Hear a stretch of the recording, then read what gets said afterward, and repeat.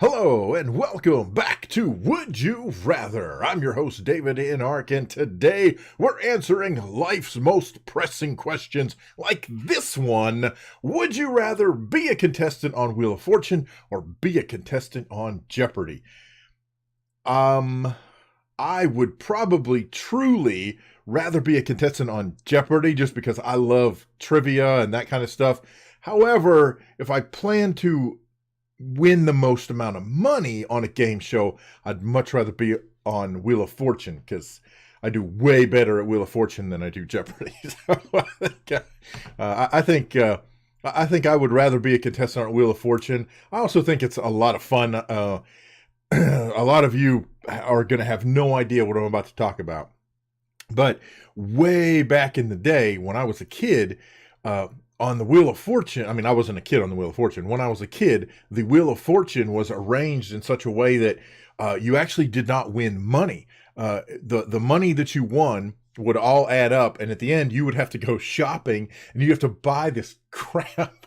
You'd have to buy, these stereos, or you'd buy furniture or whatever that added up to the dollar value of whatever money you had won.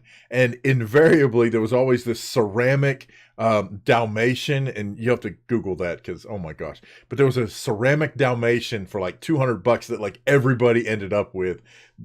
Dumbest thing ever. But in those days they didn't have the cash to give away. They had to get sponsors, they had to get companies to donate the stuff, so then you bought the stuff with your with the money that you earned. It's so crazy to think back to those days and compared to now. But definitely I would be a contestant on Wheel of Fortune. Actually, I would love to be a contestant on Family Feud. That would be awesome. Dun dun dun dun dun dun dun dun dun dun dun. Okay. Would you rather sleep in a tanning bed for a month or sleep in a small suitcase for a month? Now, it doesn't say the tanning bed would be on the entire month. It just says you have to sleep in the tanning bed. So I've never been in a tanning bed. I know, hard to believe. Shocker, right? Whoa. I've also never slept in a small suitcase, just for point of reference. Although I'm pretty sure as a kid, I probably crawled in the suitcase a time or two. I don't know. I do remember as a kid, though, my grandfather had made us a big wooden toy box. And my brother and I would climb in the toy box, throw all the toys out, and we would just play in the toy box like a fort. I remember that. That's so weird. I hadn't thought about that in forever. But as far as sleeping in a tanning bed, so that's kind of curved. I mean, it's curved and smooth. So I'm not sure it would be comfortable, but sleeping in a small suitcase, or any suitcase for that matter, I don't think would be very comfortable. At least with a tanning bed, you could stretch out. So I'm going to go with the tanning bed. Wow, more people would rather sleep in a small suitcase. Okay, well, more power to you, I guess. All right, would you rather be a vegetarian and love a meat eater, or be a meat eater and love a vegetarian? Ah, there's a twist. Okay. So, I'm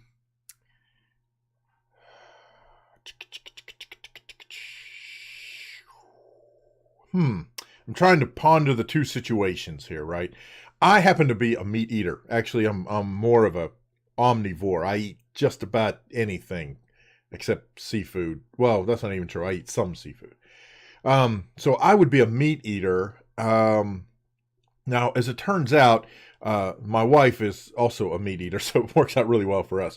But for the sake of argument, if she was a vegetarian, I think the key here is, as long as neither one of you, no matter which side you're on, as long as neither one of you's being a jerk about it, I think that's a huge part of this, right? So if I'm the vegetarian and I love a meat eater, as long as we're not beating each other over the head with, you shouldn't eat meat because, or you shouldn't be a vegetarian because, blah, blah, blah, which then again, it would be hard to love somebody who was, that negative all the time about what you ate, that type of thing. So you probably wouldn't love them in the first place if that's the kind of relationship you had. But, really, I have to tell you, this boils down to, would I rather be a vegetarian or be a meat eater? Because the who I love part, it doesn't matter if they're a meat eater or a vegetarian. That if I love that person, then I love that person for, regardless of their choice of, food intake or whatever you want to call that. I don't even know what you want to call that. So I'm going to go with, I would rather be a meat eater and love a vegetarian, because I couldn't be a vegetarian. Well, the upside is I'm sure I would lose a ton of weight. The downside is I would continue to lose weight until I died, because I hate vegetables and fruits and all that stuff. Hate's a strong word. I prefer not to eat. Most of the healthy vegetables you're supposed to eat, dark green leafy stuff, that's not me. I do like some fruits, I do like some vegetables, but I'd rather be a meat eater. That's what I'm trying to say, taking forever to say it. So there you go. As often happens as we're playing here on Would You Rather. Right, power surge. That was the UPS telling me, hey, there's been a power surge. Welcome to country living. All right, would you rather kill your daughter to save an entire country from a huge catastrophe, or be the cause of the catastrophe that destroys a country? Wow, that's rather huge. Well, wow. Yeah, I'm not killing my daughter for anything. Sorry, just not happening. So I guess in that respect, I'm going to automatically, by default, be the cause of the catastrophe that destroys a country.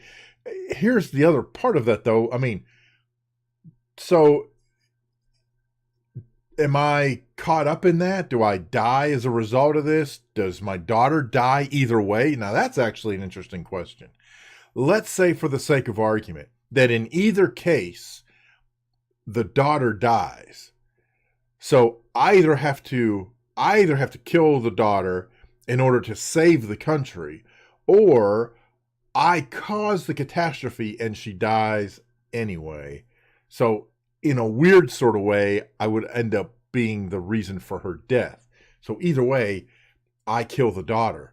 That is crazy to think about. Now, it doesn't specifically say that, at least not that I can see on the screen here. So I don't exactly know if the daughter lives or dies in the second scenario. But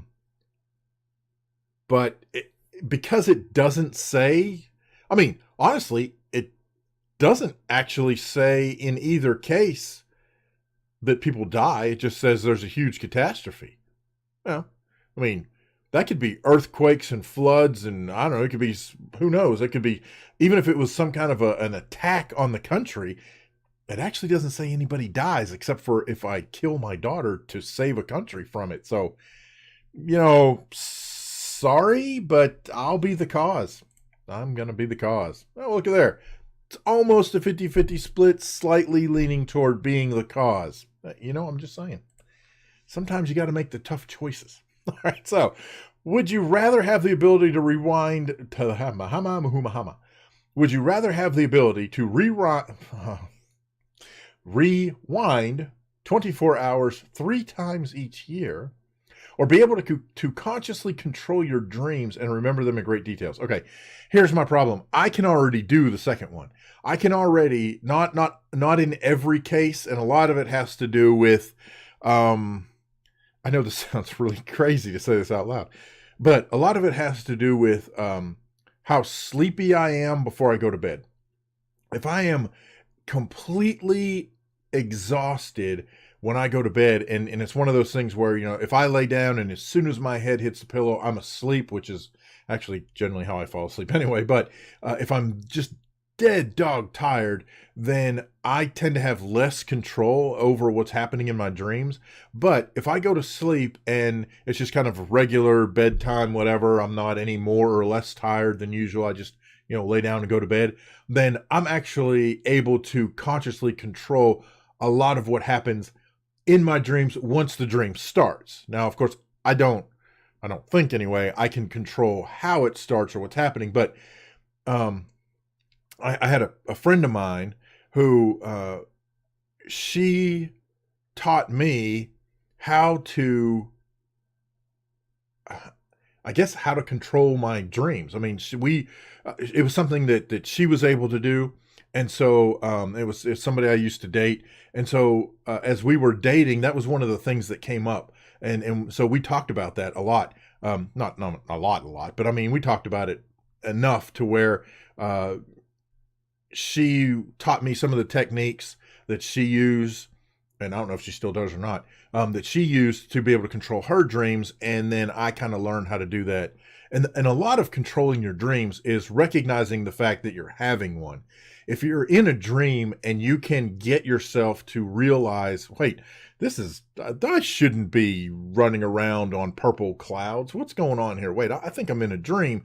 You can eventually get yourself to understand you're in a dream and then be able to control some of what's going on in the dream. Now, dreams are really weird things, so a lot of stuff can happen. But if you can understand that world and what's going on enough to where you can control that dream, and then the second part of that is remember them in great details. I used to actually, and I don't know why I quit, but I used to write down the dreams I had because A, I wanted to remember, but B, because I wanted to be able to describe that. I wanted to have that description. I wanted to have that. Some of you may or may not know, I've published a couple of books. I've published a couple of stories. And one of the things that I love writing. And so I would wake up from a dream and write down, all the stuff that was happening in the dream. And I've actually written several stories based on dreams that I've had.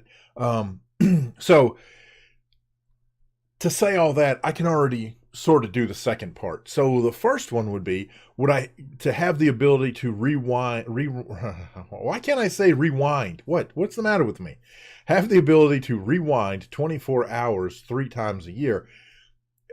So here's the other part of that. If I rewind those 24 hours, do I know what I did the first time? And B, am I able to change anything? If I go back 24 hours and I know what's going to happen, but I can't do anything about it, then what's the point? I mean, so what? I get to relive the fact that I know what's going to happen and I can't change anything. That's useless.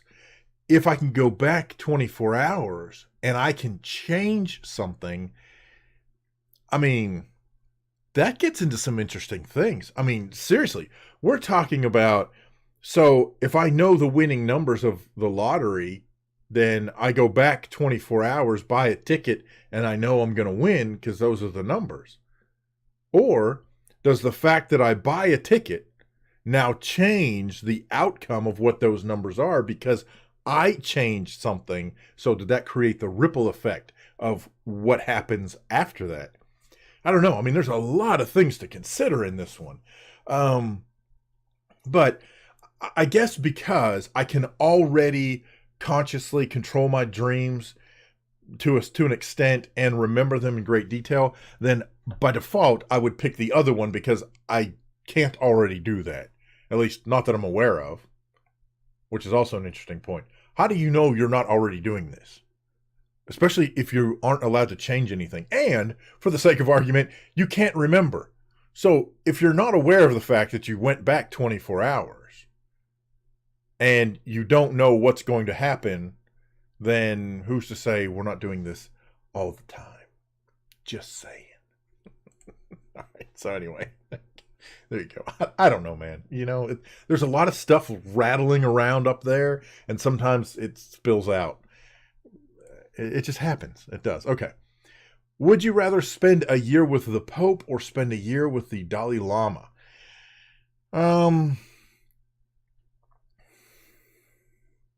That's a good question. I'll be honest with you. Generally speaking, neither one really appeals to me. I mean, I don't know what you would get out of. I guess spending a year with anybody, you're going to learn something, or you hope to learn something.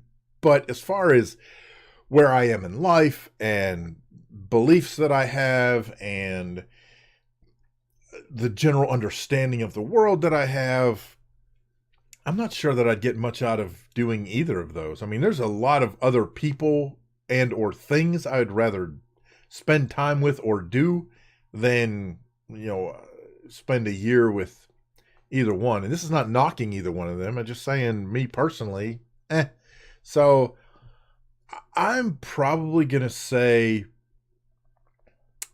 I would spend a year with the Dalai Lama just because I know a whole lot less about what that entails than I do about the Pope. So I'm going to go with a Dalai Lama. Oh, there you go. Wow.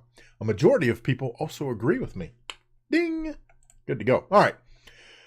Would you rather live in Westeros or live in Middle Earth? And I have no idea what Westeros is. So, not a clue. Middle Earth is like Lord of the Rings thing, right? So I'll take that. Sure, why not? I have no idea what Westeros is. Is that a Harry Potter thing? Probably. I have no idea. Not a clue. All right, I'm going to pick Middle Earth because at least I have a vague idea of what it is. As a leader, would you rather be loved or be feared? And we may have had this one before. And once again, as with any of the questions we've had in the past, even if I had them last week, I probably couldn't tell you what I said. So there's a good chance today's answer is going to be different than the first time I answered it. But would I rather be loved or be feared? I would rather be respected is what I'd rather be of the two. Both loved and feared, depending on the situation and the circumstance, but at the end of the day, respected for the choices I made. That's the kind of leader I would be. And that is how I approach most of anything I do. Or at least I hope that's how I approach it. That's how I try to approach it. I'm not saying I have the best ideas in the world, and it's great if folks love my choices and love my decisions. It's in some cases, there are times where, you got to lay the hammer down and you have to instill fear to a certain extent. I am a huge, opponent of rule by fear and intimidation, no matter at what level you are ruling. I can't stand bosses that rule that way. Certainly can't stand our leaders who continue to rule that way, through intimidation and fear and keeping you down and keeping you scared as to what the next thing is going to happen and the next thing is going to be. I fully believe that's exactly what's happening with the media. It's turning us all, not all of us, but the media is trying, mainstream media, let me put it that way, is trying to instill fear and use intimidation to create havoc around the world, specifically in our country here in the United States as well. It's ridiculous. And I think if more people would A, wake up to it, and B, just stand up against it and say, I'm not going to be intimidated. I'm not going to be afraid. This is ridiculous. You guys are idiots. I think we'd be able to make way further inroads in terms of what we can do as a nation, as a people, in terms of racial relations, in terms of acceptance of each other for our various beliefs, in terms of just loving one another as fellow humans, whether you are man, woman, child, black, white, green, purple, yellow, boy, girl, trans, whatever, anything, whatever it is. It doesn't matter as far as the way I see it. We're all human. We all bleed the same. Cut every human open, and what do? We all bleed red blood. That's the way it is. We're just, that's how it is. I'm sure there's some small population of folks out there who have some kind of blood disease who don't bleed red, but for the most part, and even then, I don't care if you bled green blood. That still doesn't matter. I'm getting way off track, but as in terms of a leader, I guess if I had to pick one or the other, I would rather be loved than feared, just because I would absolutely not want to be the leader of whatever it is, an organization, a country, whatever. I mean, it could be city, it could be the family, the leader of the family. I don't want people to fear me. I don't want you to respect me out of fear. That's ridiculous. So I'm going to go with be loved. So, wow. Overwhelming majority agree with that. And I'm so glad. I really am. I'm so glad. That makes me feel good. Which I know that's not what this is about, but still, if you can get the warm fuzzy every now and then, take the warm fuzzies. Because believe me, life is full of times where there ain't warm fuzzies. All right. So, would you rather be hunted by Jack Bauer or be hunted by Jason Bourne? Well, considering Jason Bourne, keeps coming back over and over and over, that's kind of, scary in itself. I don't know. I never watched a lot of 24. I think I might have seen part of one of the Jason Bourne movies. I don't know who's the bigger, badder dude. In terms of frankly, the actors who play the characters, I think that Kiefer Sutherland is a much scarier character player than whoever, I can't remember what the dude's name is now that plays Jason Bourne. Was it Matt Damon or whatever? So I'm gonna go with Jack Bauer based on Kiefer Sutherland. And if you don't agree, first of all, feel free to leave a comment. But just watch some of the movies that Kiefer has been in. He plays some really crazy psycho people, man. I mean, really, he can play some scary stuff. So, most people go with Jason Bourne. Okay, that's fine. I'm good either way, really. All right. So I'm going to end with this one right here. Would you rather be Godzilla or be King Kong? What an awesome one to end on. Oh my gosh. Okay, so I grew up watching Godzilla. I mean, the old Japanese claymation miniature town getting stomped by by a dude in a suit. I mean, as cheesy as it was, and the awful effects, and it was so bad, and we even knew it as kids. That's when you know it is bad.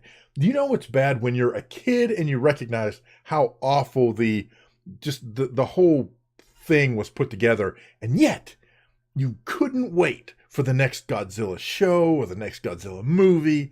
I mean, really, Godzilla was awesome. And then you have King Kong, and again, even as a kid watching the old King Kong movie and watching it and going, I don't understand why they're afraid of this weird puppet thing. I mean, you could tell it was just bad. I mean, it really was.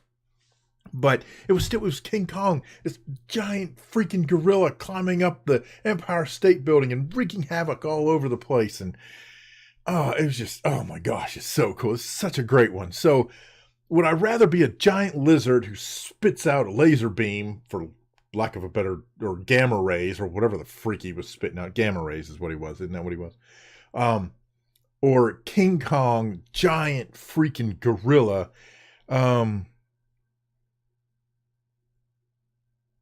I think, this is tough, man. Because I mean, they both have such